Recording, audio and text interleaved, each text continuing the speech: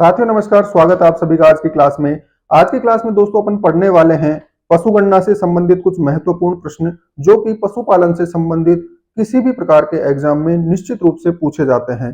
पशुगणना कब की जाती है, क्या क्या डेटा उससे अपने को प्राप्त होते हैं, इन सब से बहुत सारे क्वेश्चंस अपने एग्जाम में बनते हैं। उन्हीं क्वेश्चंस को आज की क्लास में अपन डिस्कस करेंगे। तो दोस्तों आज का टॉपिक अपना रहेगा पशुगणना से संबंधित पशुगणना। ठीक है, एनिमल सेंसस भी से अपन बोल सकते हैं। इससे बहुत सारे क्वेश्चंस अपने एग्जाम में पूछे जाते हैं। किस प्रकार के क्वेश्चन पूछे जाते हैं वो सारी बातें आज अपन इस वीडियो में करने वाले हैं। तो देखिए दोस्तों, पशुगणना जो वर्तमान में की जा रही है, वर्तमान में जो पशुगणना की जा रही है यानी 2024 में, ये पशुगणना कौन सी है? पहला क्वेश्चन तो यही बनता है कि वर्तमान 2024 में की जा रही पशुगणना कौन सी पशुगणना है। ऑप्शन दे देगा 19वीं, 20वीं, 21वीं, 22वीं। तो ये चीजें अपने को कैसे सही करनी है यहाँ पे देखते हैं। देखिए वर्तमान में 2024 में ये पशुगणना की जा रही है। इससे पहले पशुगणना की गई थी 2019 में, उससे पहले पशुगणना की गई थी 2012 में। पशुगणना प्रति 5 वर्ष में एक बार की जाती है, ये भी अपने को ध्यान रखना है। 2019 में जो पशुगणना की गई थी दोस्तों, ये 20वीं पशुगणना थी। ठीक है, उससे पहले की गई 2012 में, ये 19वीं पशुगणना थी। और 2024 में जो पशुगणना की जा रही है, कौन सी पशुगणना है? 21वीं पशुगणना है। ठीक है, प्रत्येक 5 वर्ष में एक बार की जाती है, प्रति 5 वर्ष में। किसके द्वारा की जाती है, कौन सी एजेंसी के द्वारा पशुगणना का कार्य संपन्न किया जाता है, यह भी प्रश्न पूछा जाता है। तो ये ध्यान रखना है अपने को। पशुगणना का जो कार्य है वो राजस्व मंडल के द्वारा किया जाता था पहले, परंतु वर्तमान समय में राजस्व मंडल अजमेर एवं पशुपालन विभाग दोनों के, पशुपालन विभाग एवं राजस्व मंडल दोनों के सम्मिलित प्रयासों से पशुगणना की जाती है। ठीक है, तो इसमें देखिए बहुत सारे प्रश्न बन गए अपने। 2024 वाली पशुगणना 21वीं पशुगणना है, 2019 में 20वीं पशुगणना हुई थी। यहाँ पे ये भी ध्यान में रखना है दोस्तों कि प्रथम डिजिटल पशुगणना थी, ये भी क्वेश्चन इंपॉर्टेंट है। प्रथम डिजिटल पशुगणना थी, साथ में ही पहली बार ब्रीड वाइज काउंटिंग इसमें की गई थी, यानी फसलों को उनकी नस्लों के अनुसार काउंट किया गया था इस पशुगणना में, 2019 वाली में, जो कि कौन सी पशुगणना थी? 20वीं पशुगणना थी।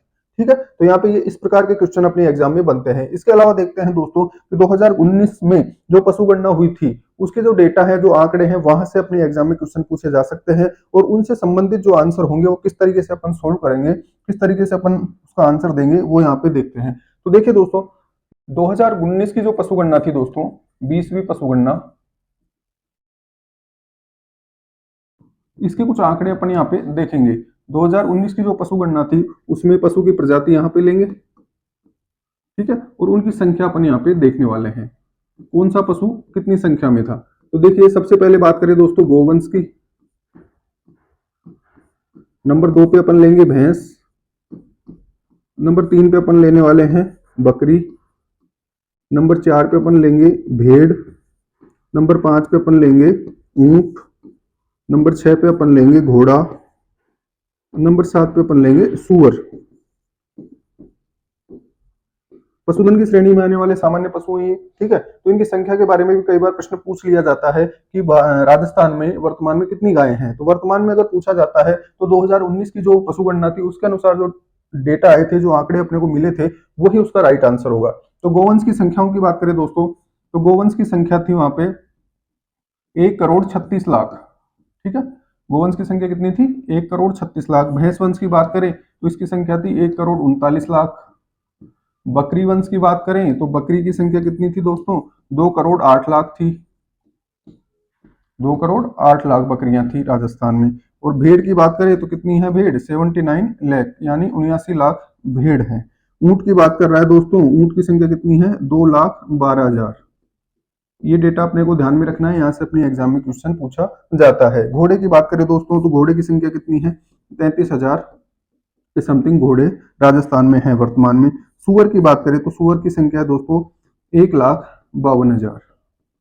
ठीक है, ये सुअर की संख्या है वर्तमान में। ये डेटा कब के हैं? 2019 की पशुगणना के। उसके अलावा दोस्तों बात करें अपन तो गोवंश, एक क्वेश्चन ये भी बनता है कि सर्वाधिक गोवंश किस जिले में है। अपने से प्रश्न पूछा जाए कि सर्वाधिक गोवंश किस जिले में है, तो उसका आंसर अपन क्या करेंगे, ये देख रहे हैं अपन यहाँ पे। तो गायों की संख्या सर्वाधिक किस जिले में है दोस्तों? बीकानेर में है। ठीक है। भैंस वंश की बात करें तो भैंस की सर्वाधिक संख्या कहाँ पे है? जयपुर में है। बकरी की बात करें तो बकरी की सबसे ज्यादा संख्या कहाँ पे है? बाड़मेर जिले में है। भेड़ वंश की बात करें तो इसकी संख्या भी सर्वाधिक कहाँ है? बाड़मेर जिले में है।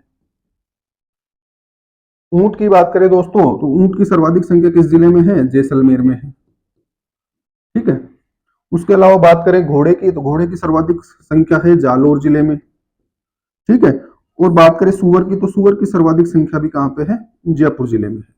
तो ये कुछ महत्वपूर्ण से प्रश्न बनते हैं अपनी एग्जाम के दृष्टिकोण से। अगर ये प्रश्न आते हैं और अपने पढ़े हुए नहीं है तो किसी भी तौर पर किसी भी तरीके से अपन इनको सही नहीं कर सकते। प्रश्न कैसे पूछा जाएगा एग्जाम में कि राजस्थान में सर्वाधिक गोवंश किस जिले में है, राजस्थान में सर्वाधिक घोड़े किस जिले में पाए जाते हैं, तो वो आंसर कहां से सही होगा दोस्तों? अपना इस टेबल से सोल्व हो जाएगा। अब बात करते हैं दोस्तों कि 2019 की जो पशुगणना है इससे पहले की गई थी 2012 में पशुगणना। तो 2012 से 2019 की पशुगणना में क्या क्या चेंजेज हुए, कितने पशु कम हुए, कितने पशु बढ़ गए, कौन से पशु कम हुए, कौन से पशु बढ़े, ये भी क्वेश्चन अपने एग्जाम में पूछा जाता है। तो यहाँ पे देखिए दोस्तों 2012 की पशुगणना और यहाँ पे ले रहे हैं अपन 2019 की पशुगणना। ठीक है, ये हो गई 20वीं पशुगणना, उससे पहले हो गई ये अपनी 19वीं पशुगणना। तो 2012 से जब 2019 पर जाते हैं अपन तो क्या परिवर्तन हुआ पशुओं की संख्या में? कुल पशुधन की संख्या में कितनी कमी हुई या वृद्धि हुई, ये पूछा जाता है। तो कुल पशुधन की संख्या में कमी हुई थी। ठीक है, कमी हुई, कितनी कमी हुई? तो ये कमी थी दोस्तों 1.61% की। ठीक है, 1.61% की कमी देखी गई 2012 से लेकर 2019 की पशुगणना के दौरान। दूसरा प्रश्न पूछा जाता है इसमें, सभी पशुओं की संख्या कम हुई, सभी पशुओं की संख्या कम, किसके अलावा? गाय और भैंस के अलावा। सभी पशुओं की संख्या कम हो गई, किसके अलावा? गाय और भैंस। गाय की संख्या में वृद्धि हुई, भैंस की संख्या में भी वृद्धि हुई। गाय की संख्या में वृद्धि हुई दोस्तों 4.63% की वृद्धि हुई है। ठीक है, और भैंस की संख्या में वृद्धि हुई है 5.50% की वृद्धि हुई है।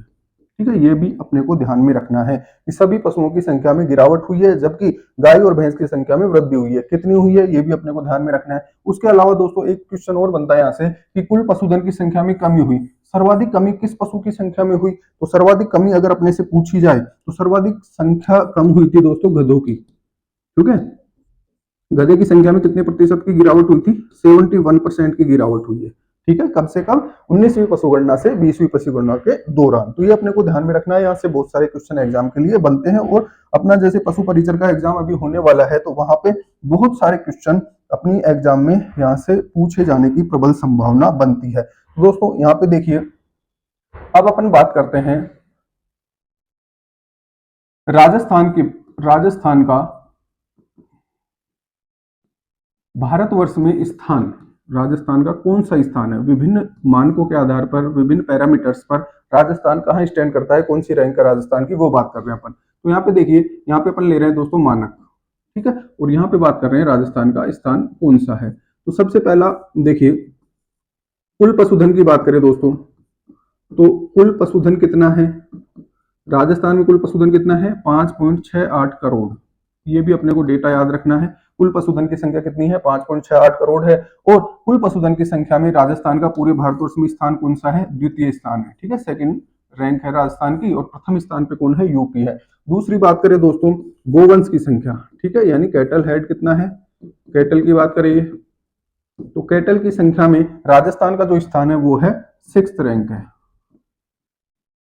ठीक, तीसरी बात करें दोस्तों भैंस वंश की, तो भैंस वंश में राजस्थान का कौन सा स्थान है? तो ये है दोस्तों दूसरा स्थान है, सेकंड रैंक पे। फर्स्ट कौन सा है? यूपी का है। चौथा बात करें दोस्तों बकरी की संख्या, राजस्थान में बकरी वंश सर्वाधिक है तो इसमें राजस्थान कौन से स्थान पे है? और पहले स्थान पे है।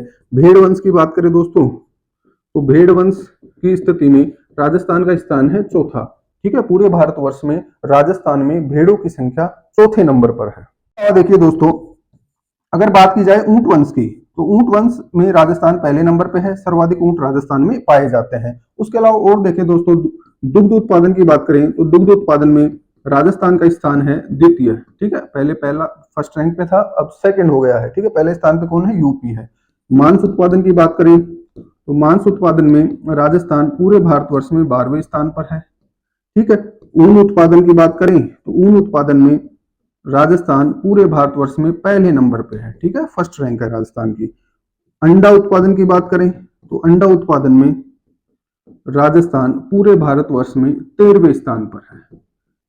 ठीक है, तो ये कुछ पैरामीटर्स हैं, कुछ रैंकिंग है जो अपने को याद होनी चाहिए, अपने ध्यान में होनी चाहिए। यहां से अपने एग्जाम में डायरेक्ट क्वेश्चन पूछे जाने की प्रबल संभावना है।